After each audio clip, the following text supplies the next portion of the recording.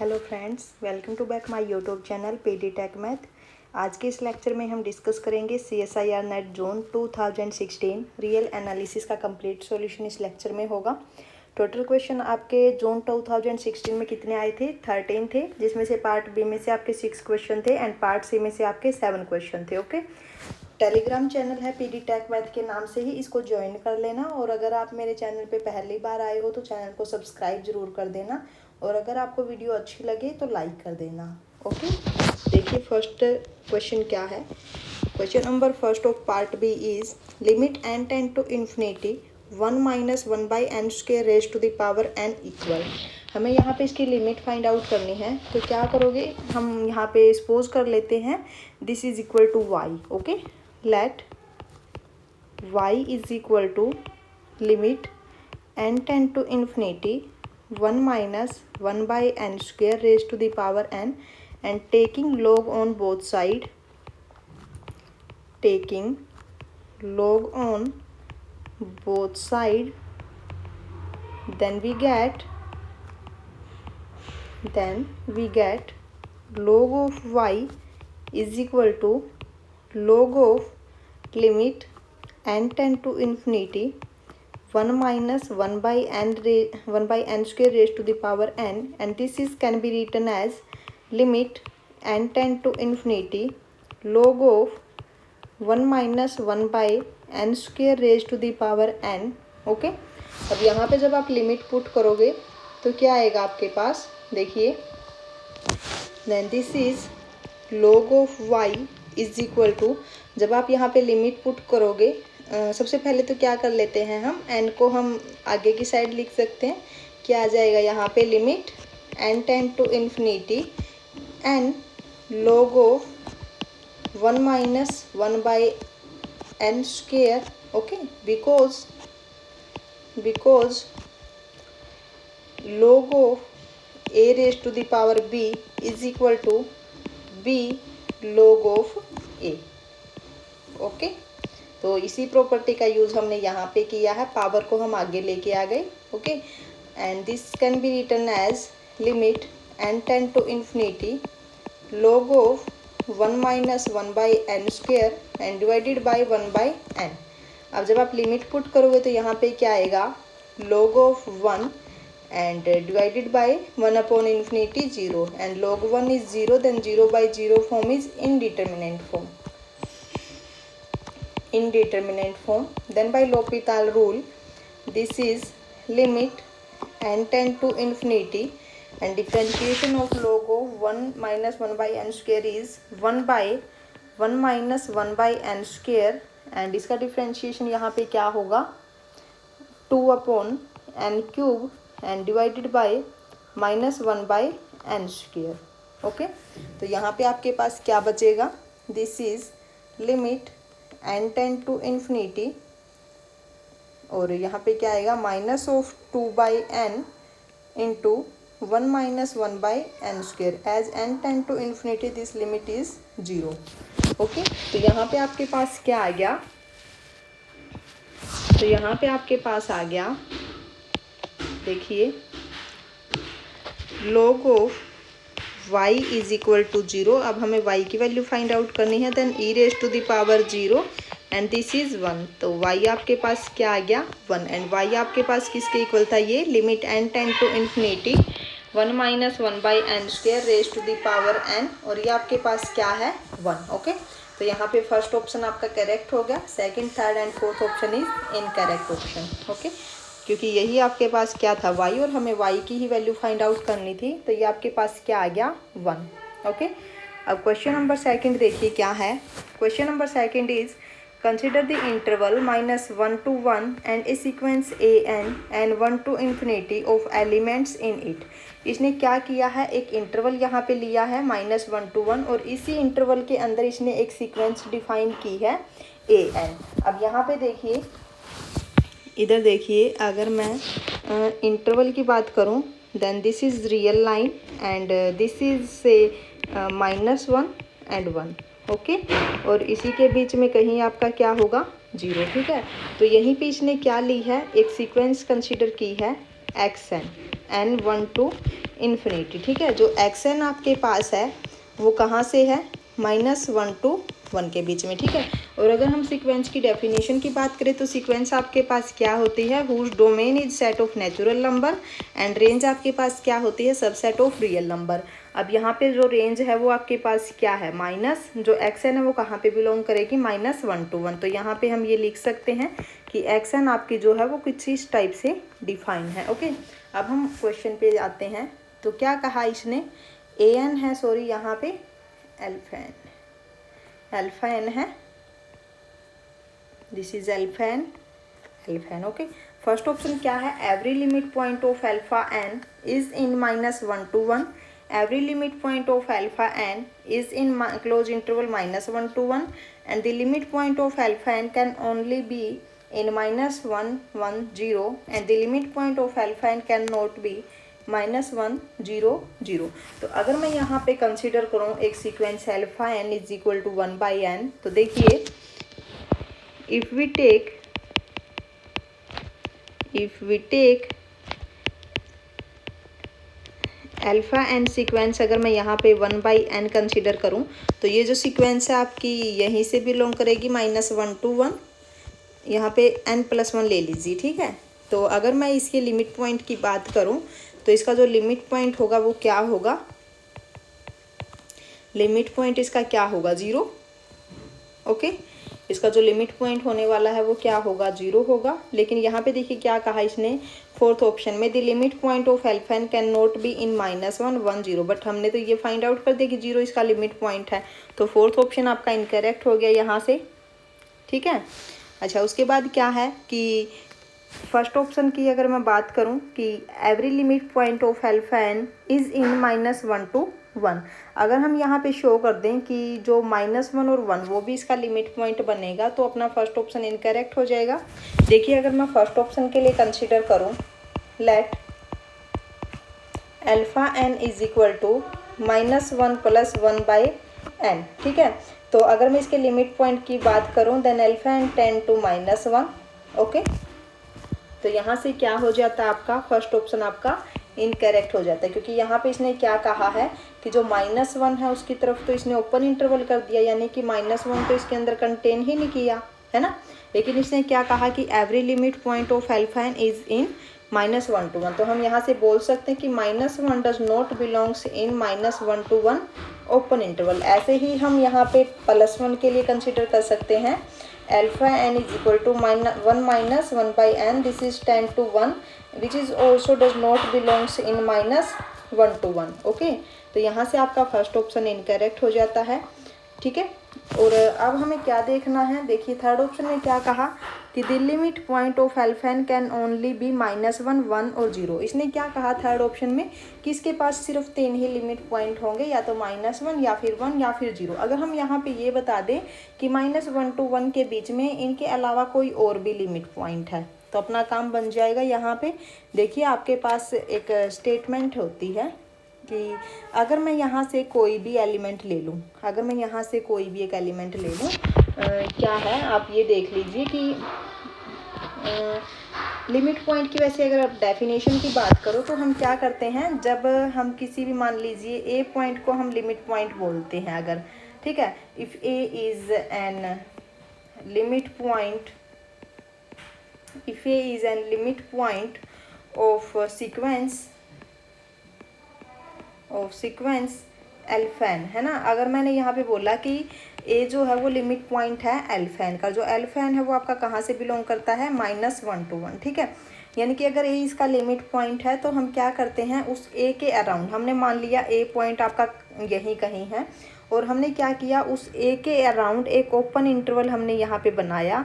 अब ए मान लीजिए आपका यहाँ पे है, जो ओपन इंटरवल आपका ये हुआ ए प्लस एप्सिलॉन और ए माइनस एप्सिलॉन, ठीक है। मैंने यहाँ पे एक ओपन इंटरवल बनाया a minus epsilon and a plus epsilon. Then हमने क्या किया, यहाँ पे इंटरसेक्शन यहाँ पे ली किसके साथ, -1 to 1 के साथ, वो आपका क्या आना चाहिए, नॉन एम्प्टी। तब हम क्या बोल देते हैं कि जो ए आपका है वो आपका क्या बनेगा, लिमिट पॉइंट बनेगा। ओके, तो अब आप देख लीजिए, आप -1 to 1 के बीच में कोई भी एक आर्बिट्रेरी एलिमेंट ले लीजिए, उसके अराउंड एक ओपन इंटरवल बनाइए, यानी कि एक नेबरहुड आप जब बनाओगे, एक नेबरहुड जब आप लोगे, तो देखिए आप इंटरसेक्शन जब आप करोगे किसके साथ, -1 to 1 के साथ, तो हमेशा वो क्या आएगी, नॉन एम्प्टी आएगी, क्योंकि बहुत सारे एलिमेंट्स को वो कंटेन करती जाएगी। ठीक है, तो यहाँ से हम क्या बोल सकते हैं, देखिए इधर से आप क्या बोल सकते हो कि this implies any point in -1 to 1, आप -1 to 1 कोई भी पॉइंट्स ले लीजिए, can be limit point of एल्फेन। ओके, तो यहाँ से आपका क्या हो जाता है, थर्ड ऑप्शन आपका इनकरेक्ट हो जाता है, only second option is correct option. Every limit point of एल्फेन इज इन -1 to 1। अब यहाँ पे देखिए क्लोज इंटरवल इसने क्यों किया है, हमने यहाँ पे -1 और 1 को इसका लिमिट पॉइंट शो कर दिया है। अगर हम ये सीक्वेंस ले लें तो 1 और -1 भी इसके लिमिट पॉइंट बनेंगे, और इसके अंदर वाले तो अपने लिमिट पॉइंट बनेंगे ही। तो क्लोज इंटरवल आपका जो ये सेट है, ये पूरा का पूरा क्या बन जाएगा, set of all limit point. Okay, अब हम चलते हैं नेक्स्ट क्वेश्चन पे। Question number 3 is let F R to R be a monotone function, then first F has no discontinuities, second F has only finitely many discontinuities, and third is F can have at most countably many discontinuities, F can have uncountably many discontinuities. अब जो ये question है ना, ये पूरा का पूरा एक रिजल्ट पे बेस है, उस रिजल्ट का प्रूफ हम वीडियो में डाल देंगे। ठीक है, अभी तक हमने वहाँ पे उसका प्रूफ डाला नहीं है, लेकिन हम डाल देंगे। ठीक है, या तो आपको कल मिल जाएगा उसका प्रूफ, कल सुबह हम डाल देंगे। अभी आप वो रिजल्ट लिख लीजिए कि रिजल्ट आपके पास क्या होता है। ओके, देखिए अगर मैं यहाँ पे रिजल्ट की बात करूँ तो रिजल्ट आपके पास क्या है कि the set of points, the set of points of discontinuities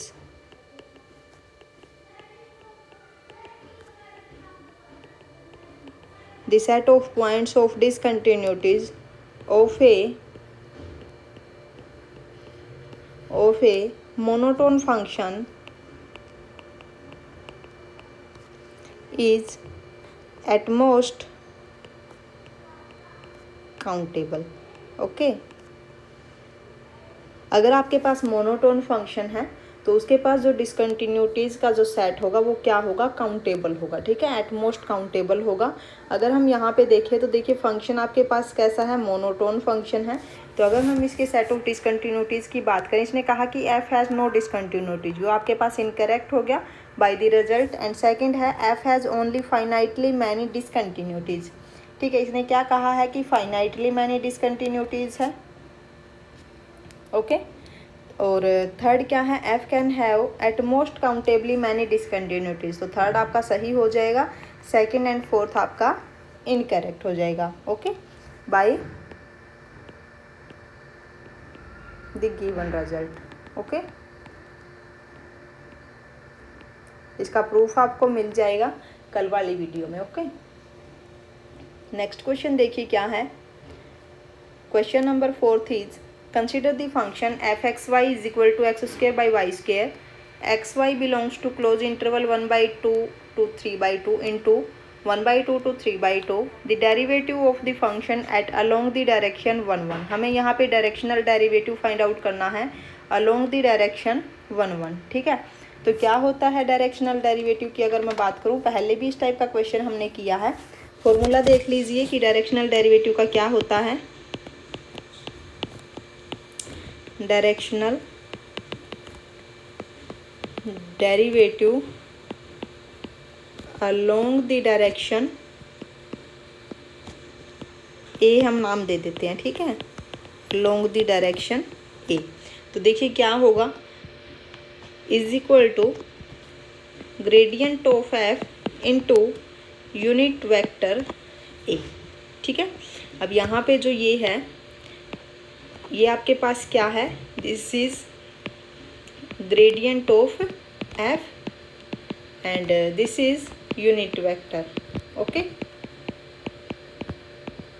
और यूनिट वेक्टर होता क्या है, सबसे पहले हम अगर ग्रेडियंट की बात करें देन ग्रेडियंट ऑफ एफ आपके पास क्या होता है, partial derivative with respect to x i cap plus partial derivative of y with respect to j cap into f, ठीक है। एंड यूनिट वेक्टर आपके पास क्या होता है, unit vector is equal to vector upon magnitude of A, ठीक है, ये होता है। और जो ए आपके पास होता है वो क्या होता है, ए आपके पास क्या होता है, ए आपके पास क्या होता है, वे है A is equal to A1 I cap plus A2 J cap, ठीक है। अब यहाँ पे देखिए अपने क्वेश्चन में एफ एक्स वाई क्या है, f x y is equal to x square by y square, okay. F x square is equal f x y is equal to x square by y square. और हमें क्या find out करना है, find the directional derivative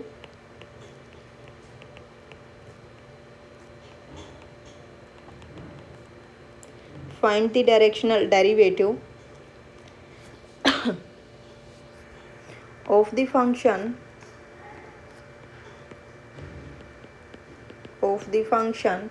along the direction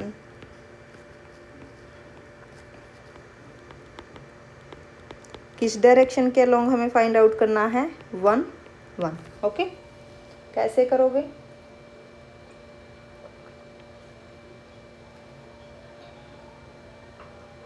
सबसे पहले हम gradient of f find out कर लेते हैं कि ग्रेडियंट ऑफ एफ क्या होगा। This is curly upon curly x i cap plus curly upon curly y j cap into f, okay. And this is curly upon curly x i cap plus curly upon curly y j cap and f आपके पास क्या है, x square by y square. Partial derivative कीजिए, यहाँ पे क्या होगा, x के रिस्पेक्ट में then 2x by y square i cap and plus y की रिस्पेक्ट में क्या होगा, वाई की रिस्पेक्ट में होगा -2 x square by y cube j cap. ये आपके पास आ गया 2x by y square i cap -2 x square by y cube j cap, है ना। अब हमें कहाँ पे फाइंड आउट करना है, along the direction 1 1, then directional derivative at 1 1, x की जगह 1 और वाई की जगह 1 पुट करोगे तो क्या आएगा आपके पास, 2 आई कैप -2 जे कैप, ठीक है। अब हम यूनिट वेक्टर फाइंड आउट करते हैं। ए आपके पास क्या है, A1 I cap plus A2 J cap, okay. And at 1 1 क्या होगा, this implies vector at 1 1 then I cap plus J cap, okay. Then this implies A cap आपके पास क्या होगा, vector upon magnitude of A. Vector आपके पास है I cap plus J cap and मैग्नीट्यूड क्या होगा, 1 + 1 and this is I cap plus J cap and divided bye square root of 2, ठीक है। तो उसके बाद हमें क्या फाइंड आउट करना है, दिस इम्प्लाइज यानी कि देयरफॉर डायरेक्शनल डेरिवेटिव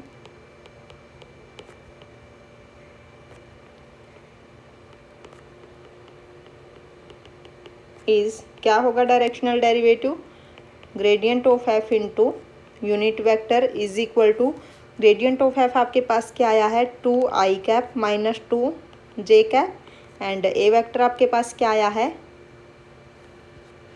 ए वेक्टर क्या आया है, sorry unit vector i cap plus J cap divided by square root of 2।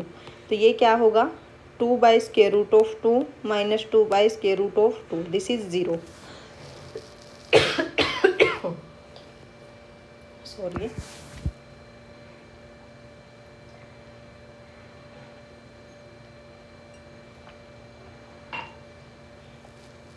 तो यहाँ से डायरेक्शनल डेरिवेटिव क्या आ गया, 0। ऑप्शंस देखिए, फर्स्ट ऑप्शन यहाँ पे आपका करेक्ट हो जाएगा। ओके, नेक्स्ट क्वेश्चन देखो, question number 5th। Question number 5th is consider the improper Riemann integral 0 to x y raise to the power -1/2 dy। अब ये इम्प्रॉपर इंटीग्रल कैसे है, यहाँ पे देखिए 0 पे ये एग्जिस्ट नहीं करेगा इंटीग्रेशन, ठीक है। दिस इंटीग्रल इज, जो फंक्शन वैल्यू यहाँ पे है वो 0 पे एग्जिस्ट नहीं करेगी, ठीक है, इसलिए यहाँ पे इम्प्रॉपर इंटीग्रल है। अब फर्स्ट क्या है कि this integral is continuous in semi closed interval 0 to infinity। Second is continuous only in open interval 0 to infinity। Third is discontinuous in open interval 0 to infinity। Fourth is discontinuous only in open interval -1/2 to infinity। सबसे पहले तो आप इस integration को solve कीजिए। क्या आएगा जब आप इसको सॉल्व करोगे,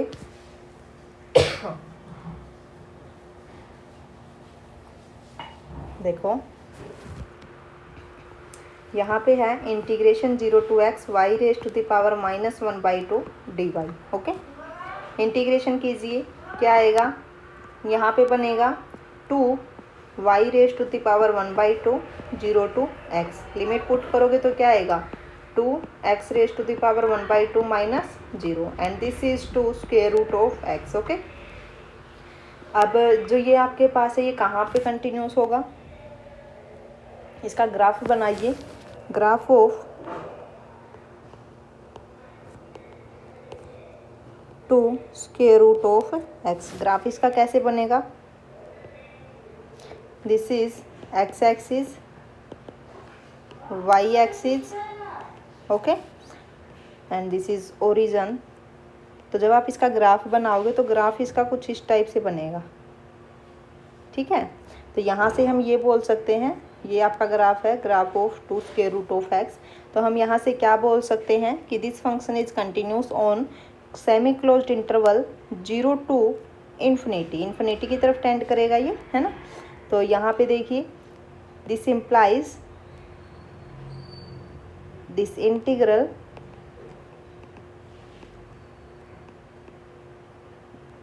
is continuous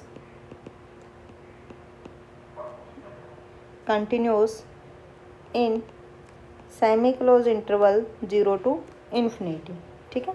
तो यहाँ से कौन सा ऑप्शन होगा, फर्स्ट ऑप्शन यहाँ पे करेक्ट हो जाएगा, other 3 options are incorrect. Okay, next question देखिए, ये भी आपका पार्ट बी का है। Which of the following statement is true for the sequence of function f n x is equal to 1/n² + x²। और जो x आपका कहाँ से बिलोंग करता है, क्लोज इंटरवल 1/2 to 1, ठीक है। हमें यहाँ पे सीक्वेंस ऑफ फंक्शन दे रखा है f n x is equal to 1/n² + x² and x आपका कहाँ से बिलोंग करता है, 1/2 to 1, ठीक है। Then first is the sequence is monotonic and has 0 as the limit point. अब यहाँ पे देखिए कि क्या ये जो सीक्वेंस ऑफ फंक्शन हमें दे रखी है क्या है, f n x is equal to 1/n² + x² and जो x आपकी कहाँ से बिलोंग करती है, 1/2 to 1, ठीक है, 1/2 to 1। ओके, तो जो ये सीक्वेंस है आपकी, अगर मैं यहाँ पे x की जगह पे 1/2 पुट करूँ, या फिर हमें सीक्वेंस ऑफ फंक्शन देखनी है ना कि ये मोनोटोनिक है या क्या है जो सीक्वेंस है। अगर मैं f1 रखूँ तो आपके पास क्या आएगा, 1/1² + x²। f2x आपके पास क्या आएगा, 1/2² + x²। This is less than f1x and if we put f3 then is 1/3² + x² which is less than f2x and this is less than f1x। Okay, similarly for f n x, तो ये हम यहाँ से क्या बोल सकते हैं, this implies this sequence is monotonically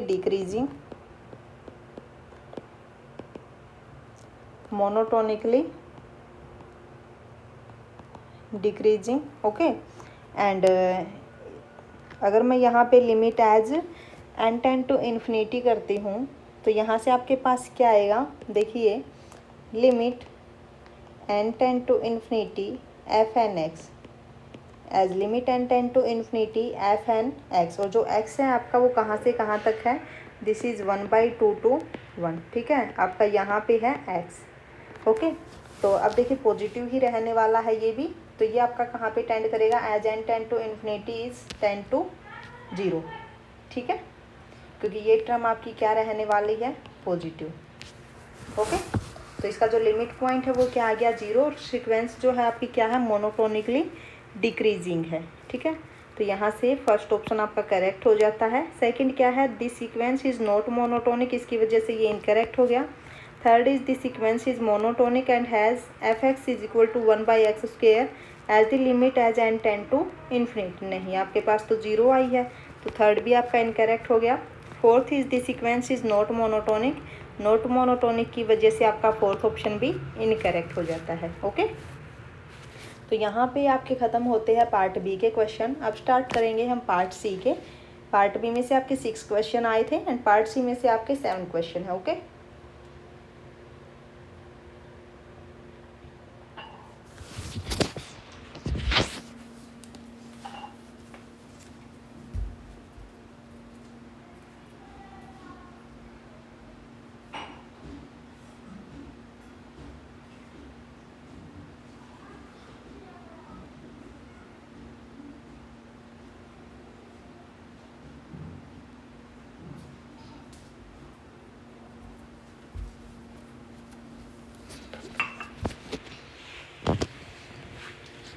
okay, देखिए question number 7 is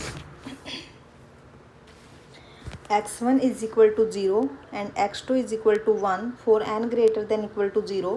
define xn, हमें यहाँ पे एक रिकर्सिव रिलेशन दे रखा है, recursion relation, xn is equal to xn-1 plus xn-2 divided by 2, which of the following is are true.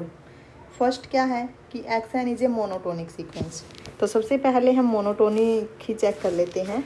देखिए x1 आपके पास क्या है, 0, x2 आपके पास क्या है, 1, तो x3 आपके पास क्या आएगा, x3 is x2 plus x1/2, x2 क्या है 1 एंड x1 आपके पास क्या है 0 and this is 2, then 1/2 is equal to 0.5। अब देखिए अगर हम सीक्वेंस की बात करें देन दिस इज़ x1 आपके पास क्या था, 0 था एंड x2 आपके पास क्या था, 1 एंड x3 आपका क्या आ गया। देखिए यहाँ तक तो ठीक था कि इंक्रीजिंग सीक्वेंस में था, बट जैसे ही x3 आपका आया वो क्या आ गया 0.5, तो यहीं से इसने क्या कर दिया, इधर वापस टर्न हो गया है ना, तो इसकी वजह से ये क्या हुआ, this implies this sequence is not monotonic. क्योंकि मोनोटोनिक का मतलब क्या है, या तो वो मोनोटोनिकली इंक्रीजिंग हो या फिर वो मोनोटोनिकली डिक्रीजिंग हो, बट यहाँ पे क्या हुआ, x1 ठीक है वो इंक्रीज हुआ x2 तक, उसके बाद क्या हुआ, ये वापस से टर्न हो गया यहाँ पे, तो इसका मतलब क्या है कि this is not a monotonic sequence, यानी कि फर्स्ट ऑप्शन तो आपका हो गया इनकरेक्ट। ओके, सेकंड क्या है, limit n tend to infinity xn is equal to 1/2 and third is xn is a Cauchy sequence. अगर हम यहाँ पे इसको कन्वर्जेंस प्रूफ कर दे तो कोसी भी हो जाएगी। फोर्थ क्या है, limit n tend to infinity xn is equal to 2/3। तो चलिए हम पहले लिमिट फाइंड आउट कर लेते हैं। xn आपके पास क्या है, xn is equal to xn-1 plus xn-2 and divided by 2 and this is 2xn is equal to xn-1 plus xn-2 and this is 2xn minus xn-1 minus xn-2 is equal to 0। Okay, अब यहाँ पे देखिए इधर क्या है, xn है, इधर क्या है n-1 है and this is n-2, then this is can be written as 2m² minus m-1 is equal to 0 and यहाँ से क्या आ जाएगा, दिस इम्प्लाइज जब आप इसको सोल्व करोगे क्या आएगा, m is equal to -b plus minus square root of b² यानी कि 1 एंड -4ac यानी कि 8 एंड डिवाइडेड बाय 2, तो यहाँ से आएगा 1 plus minus 9 and divide by 2 and this is 1 plus minus 3/2, तो यहाँ से आपके पास क्या आएगा, दिस इज़ 4 एंड एक आपके पास क्या बनेगा, सॉरी एक मिनट, एक आपके पास आएगा यहाँ पे 1 + 3/2 एंड 1 - 3/2। 2a होता है ना, तो यहाँ पे 2 आएगा, 2 2 2 2। ओके, तो ये आपके पास क्या आ गया, 4/4 इज़ 1 एंड दिस इज़ -1/2। ठीक है, then this implies xn is equal to क्या होगा, xn c1 r1 raise to the power n and plus c2 r2 raise to the power n। r1 क्या है 1 एंड r2 इज -1/2। अब यहाँ पे put कीजिए इसको, then this is c1 1 raise to the power n and plus c2 this is -1/2 raise to the power n। ठीक है, अब हमें क्या दे रखा है, देखिए, given that x1 is equal to 0 and x2 is equal to 1। Okay, तो हम यहाँ पे जब पुट करेंगे तो क्या आएगा, x2 सॉरी n की जगह पे जब 1 पुट करोगे तो क्या आएगा, x1 is equal to c1 1 raise to the power 1 plus c2 -1/2 raise to the power 1 and this is 0। तो ये क्या आ गया, this implies c1 - c2/2 is equal to 0 and जब x2 n की जगह 2 पुट करोगे तो क्या आएगा, c1 1 raise to the power 2 and plus c2 -1/2 raise to the power 2 is 1। Okay, this implies c1 plus c2/4 is equal to 1। ठीक है, तो इन दोनों इक्वेशंस को जब आप सोल्व करोगे तो क्या आएगा, देखिए जब आप इनको सोल्व करोगे तो c1 से c1 कैंसिल एंड इधर से क्या बनेगा, देखिए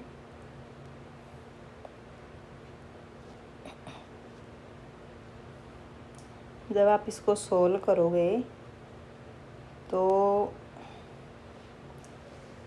यहाँ पे आएगा c1 - c2/2 is equal to 0 and c1 + c2/4 is equal to 1। यहाँ से ये कैंसिल, इधर माइनस यानी कि 2, एक मिनट, इधर से आएगा -c2/2 -c2/4 and this is -1।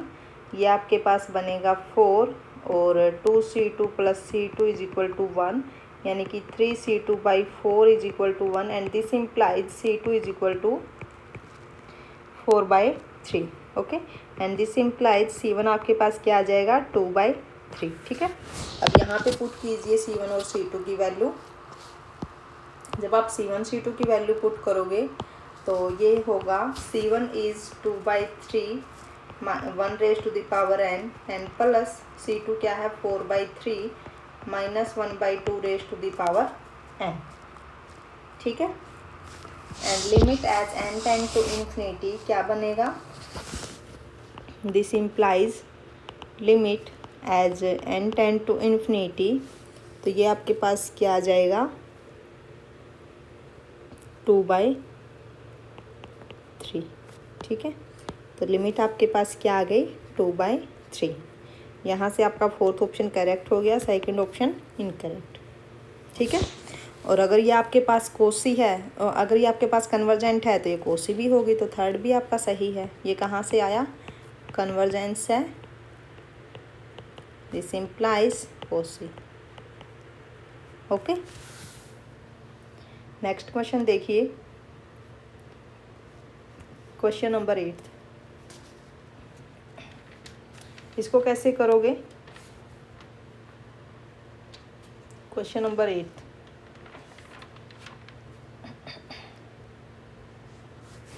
let xn be an arbitrary sequence of real numbers, then series n1 to infinity mod of xn raised to the power p less than infinity for some p 1 to infinity implies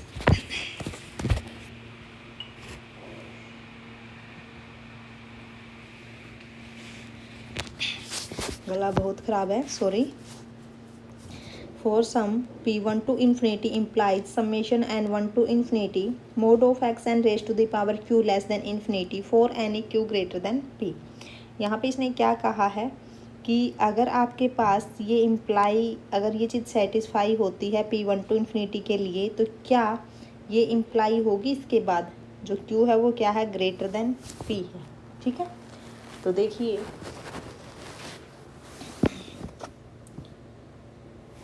अगर मैं first option की बात करूं तो आपके पास क्या है कि summation n1 to infinity mod of x n raise to the power p is less than infinity also. अब आपके पास क्या है कि जो p है वो 1 टू इन्फिनिटी है एंड जो q है वो क्या है, ग्रेटर देन p है। तो हम यहाँ से बोल सकते हैं कि 1 is less than p, p is less than q and this is less than infinity. Okay, now consider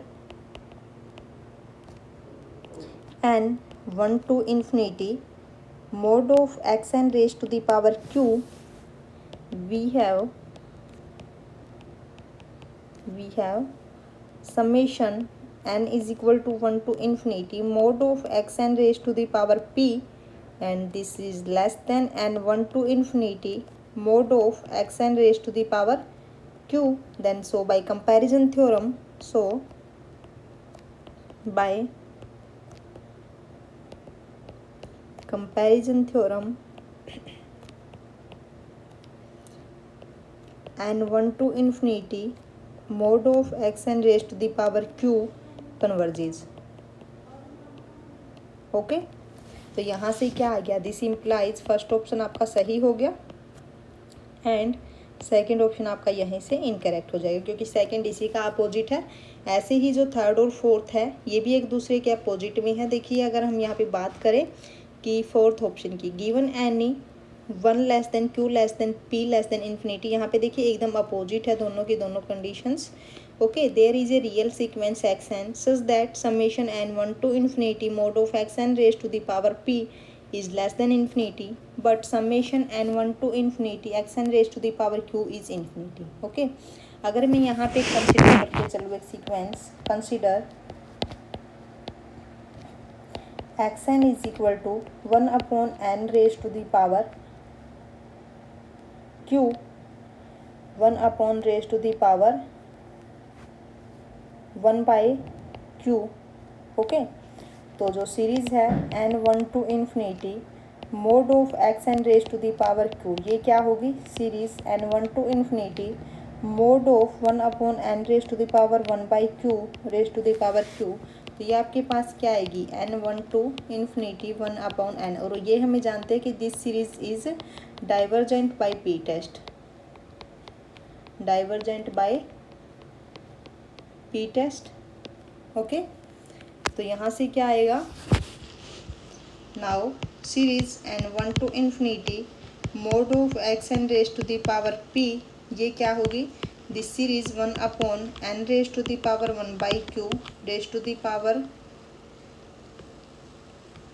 p and this is summation 1 upon n raise to the power p by q is less than infinity since p by q is greater than 1। Okay, ये भी आपका किससे होगा, P test से converge बन जाएगी क्योंकि जो p बाई क्यू है वो क्या है, ग्रेटर देन 1 है। तो फोर्थ ऑप्शन आपका यहाँ से सही होता है and third option is incorrect. Okay, now question number 9 देखिए क्या है। Question number 9 is let f r to r be a continuous function and f of x plus 1 is equal to f of x। ये आपके पास क्या है, f of x plus 1 is equal to f of x means यहाँ पे ये क्या है, periodic function. This is periodic function, यानी कि f आपके पास क्या है, कंटिन्यूस है एंड पीरियोडिक है। First is f is bounded above but not bounded below. अब देखिए अगर आपके पास फंक्शन कंटिन्यूस हो और क्या हो, पीरियोडिक हो, ठीक है, तो क्या होता है उस केस में, अगर फंक्शन कंटिन्यूस है एंड पीरियोडिक है तो जो फंक्शन है वो बाउंडेड होता है और जो उसके बाउंड्स होते हैं उसको वो अटेन भी करता है, ठीक है, और वो क्या होती है, यूनिफॉर्मली कंटिन्यूस भी होता है, ठीक है। ये आपका डायरेक्ट रिजल्ट ही होता है। यहाँ पे देखिए एफ आपके पास क्या है, कॉन्टिन्यूस है,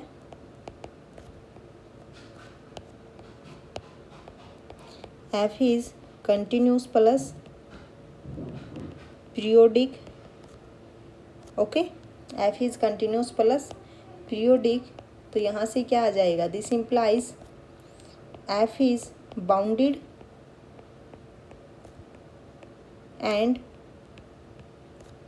attains its bounds and is uniformly continuous, okay, and is uniformly continuous, okay। तो यहाँ से कौन सा ऑप्शन करेक्ट होगा, फोर्थ क्या है, F is uniformly continuous, okay सही है। Third is f is bounded above and below and F attain it's bounded, okay ये भी सही है। सेकंड में क्या कहा कि ये इसके बाउंड्स को अटेन नहीं करेगा, ये इनकरेक्ट हो जाएगा। फर्स्ट आपका कहा है कि बाउंडेड बिलो नहीं है, तो ये भी आपका क्या हो गया, इनकरेक्ट, ओके। डायरेक्ट रिजल्ट से है।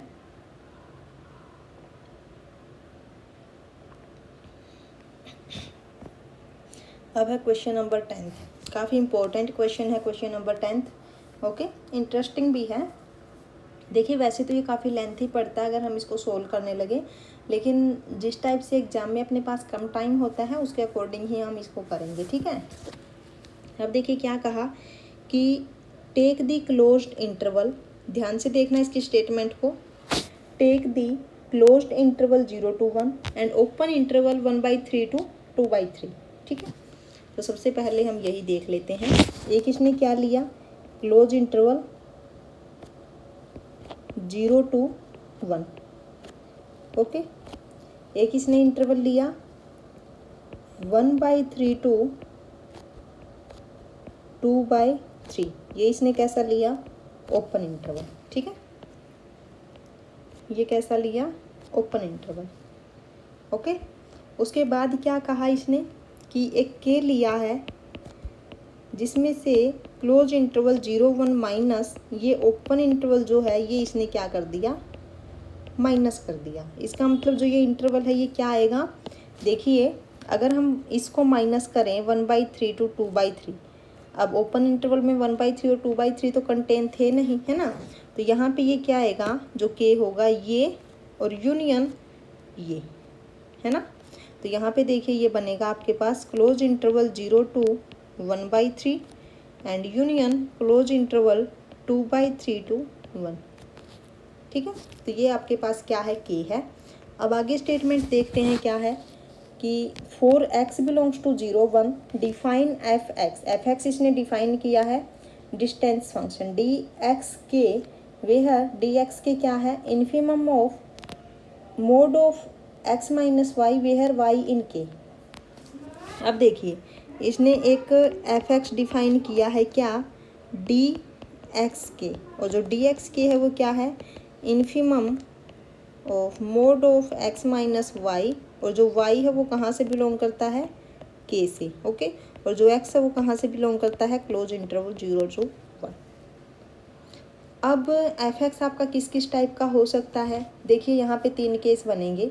एक केस आपके पास क्या बनेगा, देखो डी एक्स के जो आया है, x तो आपका कहाँ से बिलोंग करता है, 0 to 1 में, और जो y है वो आपका बिलोंग करता है k में, और हमें क्या फाइंड आउट करना है, इसका डिस्टेंस। देखो फर्स्ट केस की अगर मैं बात करूँ, case first, when x belongs to 0 to 1/3, ठीक है, जब x आपका 0 to 1/3 में बिलोंग करेगा तो उस टाइम पे जो डी एक्स के है वो क्या आएगा, infimum of mod of x minus y is less than y belongs to k, ठीक है। अब y कहाँ पे बिलोंग करता है, k में। अब देखिए कि जो 1/3 है वो कहाँ पे है, देखो हमने क्या लिया है, x को हमने यहाँ पे लिया है इस इंटरवल में, ठीक है। हमें क्या करना है, मिनिमम डिस्टेंस फाइंड आउट करना है, इन्फीमम यानी कि, है ना। तो अब देखिए अगर मैं x को यहाँ पे 1/3 चूज कर लूँ, है ना, और अगर मैं y को कुछ इस टाइप से चूज करूँ कि जो 1/3 की तरफ अप्रोच हो, बिल्कुल 1/3 के क्लोज हो, ठीक है। मान लिया कि हमने जो y है वो ऐसा ले लिया कि जो 1/3 की तरफ अप्रोच हो, और जो x है उसको मैंने यहाँ पे 1/3 ही कंसीडर कर लिया। तो इसका जो डिस्टेंस आएगा यानी कि जो fx आएगा वो क्या आ जाएगा, 0। किस टाइम पे, जब x आपका कहाँ पे है, जब x आपका है 0 to 1/3 के बीच में, ठीक है।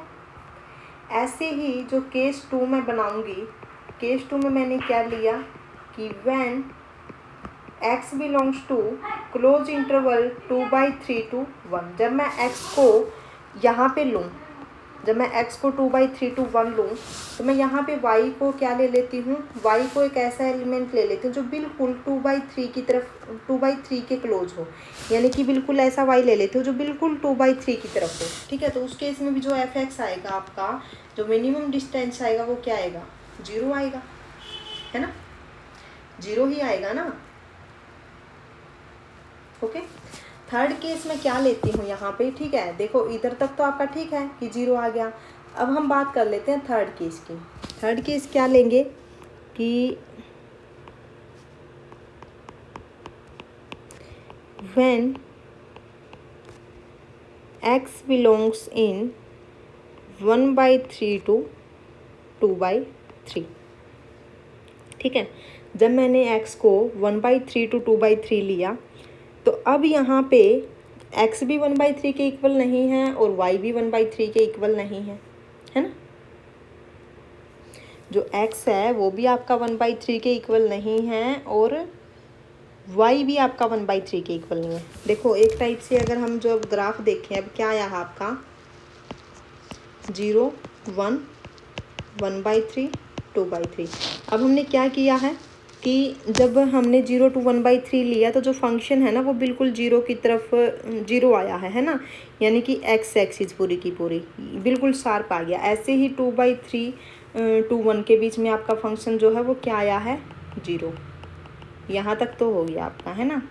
लेकिन जैसे ही मैं x को 1/3 to 2/3 के बीच में लूँगी तो उस टाइम पे क्या रहेगा, मैंने मान लिया कि इसके बीच में कोई भी एक एलिमेंट ले लिया x, ठीक है।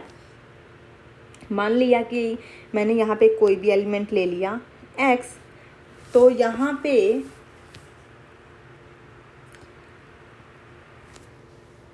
जब मैं डिस्टेंस फाइंड आउट करूँगी dx k is the infimum of mod of x minus y, जो y है वो कहाँ पे बिलोंग करता है, k में, है ना। अब k के अंदर 1/3 और 2/3 तो है ही नहीं। एक मिनट, यहाँ पे जब मैंने k लिया है तो 2/3 तो यहाँ पे है ना, तो ठीक है ये तो 0 आएगा। अब यहाँ पे देखिए, आप यहाँ पे रीज़न लिख सकते हो कि बिकॉज y को अगर मैं यहाँ पे 1/3 लूँ तो वो k के अंदर है, वैसे ही y आपने जो लिया है 2/3 डिस्टेंस वहाँ से फाइंड आउट किया है तो वो भी आपका k के अंदर है। अब यहाँ पे देखिए इस केस में 1/3 जो है वो भी आपका k में नहीं है और जो 2/3 है वो भी आपका k के अंदर नहीं है। ओके, तो मैं एक ऐसा एलिमेंट ले लेती हूँ। अब यहाँ पे देखिए जब डिस्टेंस हम फाइंड आउट करेंगे इन्फीमम, तो हम क्या ले लेते हैं, बिल्कुल 1/3 के अप्रोच, ठीक है, बिल्कुल जो 1/3 के क्लोज हो कोई ऐसा एलिमेंट लेंगे। इस साइड हम ऐसा लेंगे कि जो बिल्कुल 2/3 के अप्रोच हो, है ना। यानी कि अगर मैं बात करूं कि ये क्या आएगा, infimum of mod of x minus 1/3 and 2/3 minus x, ठीक है। तो यहाँ पे जब मैं इन्फीमम फाइंड आउट करूँ तो देखिए क्या हो सकती है। देखो अगर मैं यहाँ पे 1/2 ले लूँ तो आपका किस टाइप से जाएगा, देखो जैसे ही मैंने इस साइड से लिया तो आपका जो ग्राफ है ना वो आपका कुछ इस टाइप से बनेगा, यहाँ से ये डिक्रीज हो जाएगा, ठीक है। अब देखिए अगर मैं कंटिन्यूटी की बात करूँ के में, के पे तो ये कंटिन्यूटी में कोई प्रॉब्लम ही नहीं आएगी। यहाँ से देखो इधर भी कंटिन्यूस है, इधर भी कंटिन्यूस है, और इस इंटरवल को इसने पहले ही माइनस कर रखा है, तो एफ कंटिन्यूस तो आपका है ना। तो यहाँ पे देखिए अगर हम कंटिन्यूटी की बात करें, फोर्थ में क्या कहा कि नॉट कंटिन्यूस, फोर्थ आपका इनकरेक्ट हो जाएगा क्योंकि कंटिन्यूटी में कोई प्रॉब्लम नहीं आएगी, ठीक है। फर्स्ट क्या कहा कि F is differentiable at all point, her point पे तो ये डिफरेंशिएबल नहीं होगा, फर्स्ट भी आपका इनकरेक्ट हो जाता है। अब यहाँ पे देखिए कहाँ आएगी प्रॉब्लम डिफरेंशिएबिलिटी में, इधर देखो एक इस पॉइंट पे आएगी, एक इस पॉइंट पे आएगी, एक इस पॉइंट पे आएगी, ठीक है। जो डिफरेंशिएबिलिटी ये जो होगी 1/3 पे डिफरेंशिएबल नहीं होगा, 2/3 पे नहीं होगा, और 1/2 पे भी नहीं होगा, ठीक है। अब देखिए सेकेंड ऑप्शन है F0 1 to R is not differentiable eight 1/3 and 2/3, सही है। थर्ड क्या है, इज़ नॉट डिफरेंशिएबल एट 1/2, ये भी आपका सही है। सेकंड और थर्ड ऑप्शन आपका करेक्ट हो जाएगा, other 2 options are incorrect, okay. आप ग्राफ से करना एग्जाम के ओवरव्यू से, ठीक है, ओके। या फिर आप इसको सीक्वेंशियल क्राइटेरिया से भी कर सकते हो, ओके।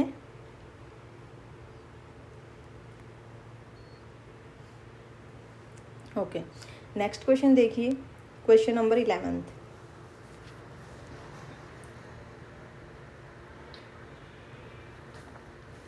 क्वेश्चन नंबर 11 है, let A be any set, let P A be the power set of A, power set क्या होता है, all subset of A, the set all subset of A यही है, B such that B is the subset of A, okay. Then which of the following is are about the set P A, first है P A is empty, ये कभी नहीं हो सकता क्योंकि जो पावर सेट आपका होता है वो कंप्लीट सेट और एक एम्प्टी, वो तो उसके अंदर होते ही होते हैं, है ना, हमेशा, ठीक है ना। तो यानी कि फर्स्ट ऑप्शन तो आपका क्या हो गया, इनकरेक्ट। अगर आपको रीजन देना है तो इधर लिख दीजिए, because empty set and full set is always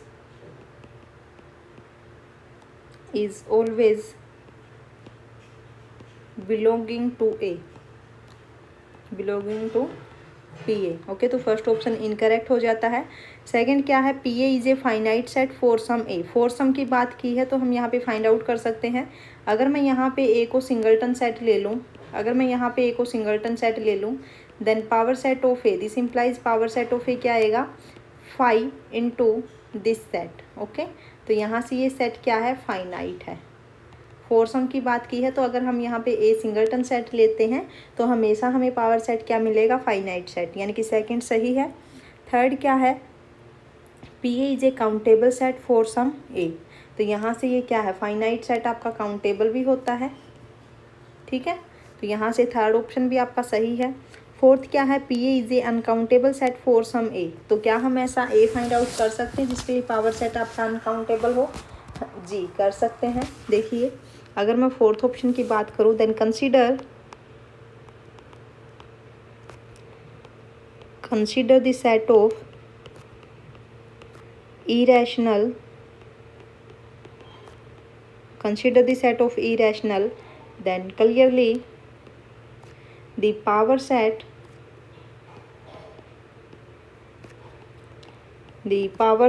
is uncountable, since all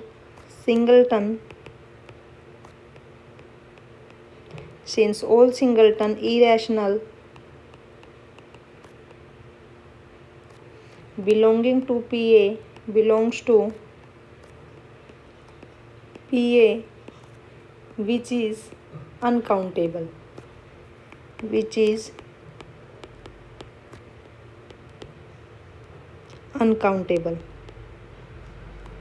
okay. तो यहाँ से क्या आ गया, फोर्थ ऑप्शन आपका सही हो गया, यानी कि second, third and fourth option सही है, फर्स्ट ऑप्शन इसका इनकरेक्ट होगा, ओके। नेक्स्ट क्वेश्चन देखिए, question number 12, which of the following functions is a uniformly continuous on interval 0 to 1। अब अगर मैं फर्स्ट ऑप्शन की ही बात करूँ, यहाँ पे देखिए अगर मैं इसकी लिमिट एग्जिस्ट करवाऊँ, first if limit x tend to 0, अगर x 0 की तरफ अप्रोच करेगा then limit does not exist, does not exist. अगर उसके एंड पॉइंट्स पे लिमिट एग्जिस्ट नहीं करती, इसका मतलब क्या है कि is not uniformly continuous, is not uniformly continuous. Okay, तो फर्स्ट ऑप्शन आपका यहाँ से इनकरेक्ट हो गया। सेकंड की अगर मैं बात करूँ, सेकंड भी सेम ऐसे ही 0 पे यहाँ पे ये लिमिट एग्जिस्ट नहीं करेगी, सेकंड भी इनकरेक्ट है। जो थर्ड आपका ऑप्शन है, यहाँ पे देखिए मैंने एक रिजल्ट आपको लिखवाया था कि अगर आपका एफ एक्स कुछ इस टाइप से है, x raise to the power alpha into sine 1 x raise to the power beta if x is not equal to 0 and 0 if x is equal to 0, then this function is uniformly continuous if and only if alpha is greater than equal to beta. Okay, अब यहाँ पे देखिए अगर मैं इस question की बात करूँ तो यहाँ पे जो थर्ड ऑप्शन है, अल्फा आपके पास क्या है 1 and beta is also is equal to 1, तो यहाँ से क्या आ जाएगा, this implies f is uniformly continuous on open interval 0 to 1, तो थर्ड ऑप्शन आपका सही है।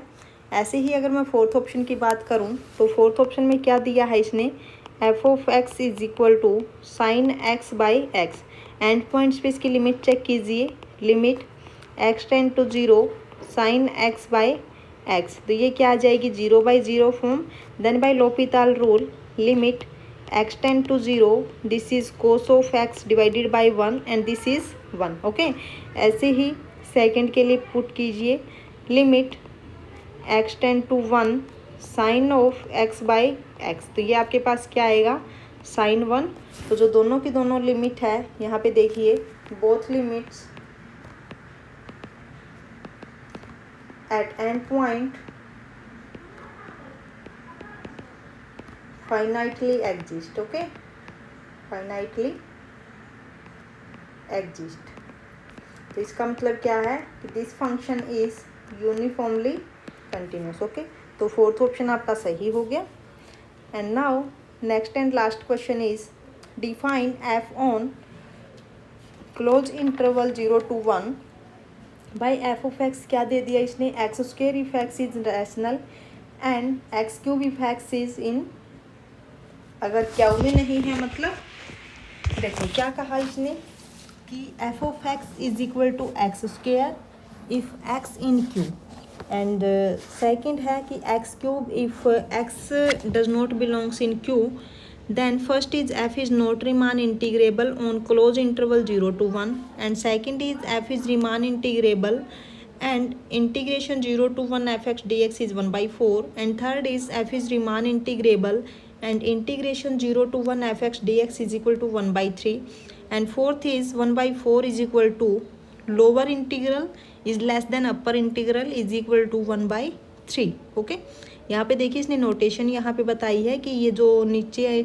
जो 0 के ऊपर जो बार लगाया ये क्या है, लोअर इंटीग्रल है, एंड 1 के ऊपर जो लगाया ये किसको डिनोट करेगा, अपर रीमान इंटीग्रल को। ठीक है, तो देखिए यहाँ से जो फंक्शन आपको दिया है क्या है, f of x is equal to x square if x in Q and x cube if x does not belongs in Q. Okay, then clearly f is discontinuous,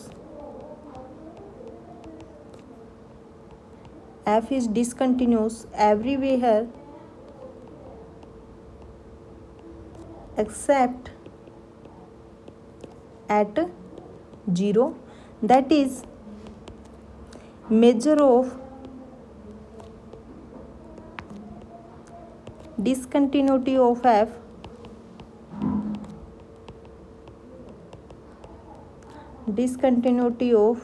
f is not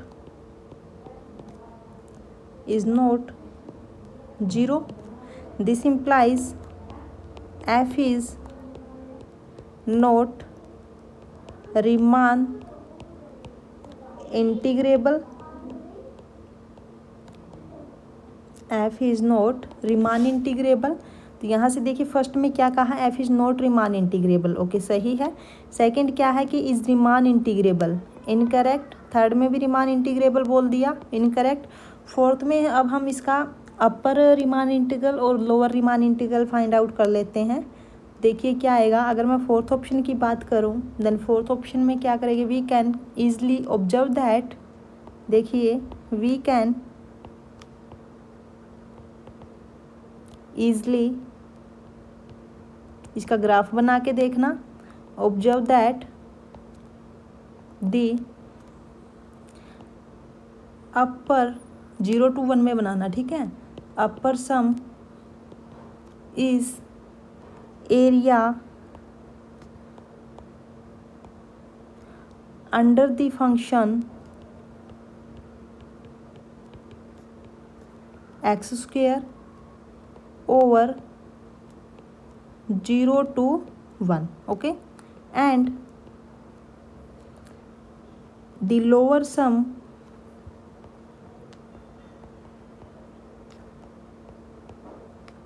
is area under the function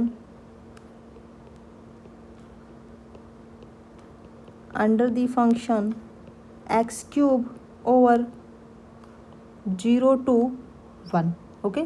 तो यहाँ से क्या आ जाएगा आपके पास, देखिए lower जो सम होगा 0 to 1, एफ एक्स क्या होगा वहाँ पे, f x is equal to is x cube, then 0 to 1 is x cube d x. इसको सोल्व करोगे तो क्या आएगा, x 4/4 and this is 0 to 1, तो यहाँ पे आपके पास क्या आएगा 1/4, ओके। सिमिलरली अपर रिमान सम में क्या होगा, आपका जो फंक्शन होगा अपर रिमान सम में फंक्शन क्या है, x square, this 0 to 1 x square D x, and this is x cube by 3 0 to 1, and this is 1/3, okay. अब देखिए फोर्थ ऑप्शन में क्या है कि जो लोअर रिमान इंटीग्रेबल है, इंटीग्रल है वो क्या है 1/4 है, and upper Riemann integral is 1/3, तो फोर्थ ऑप्शन यहाँ पे आपका सही हो जाएगा, ओके। अगर आपको वीडियो अच्छी लगी हो तो लाइक करना, शेयर करना, और अगर चैनल पे पहली बार आए हो तो सब्सक्राइब करना मत भूलना, okay. Then thank you very much for watching my video, and if you like the content please do likes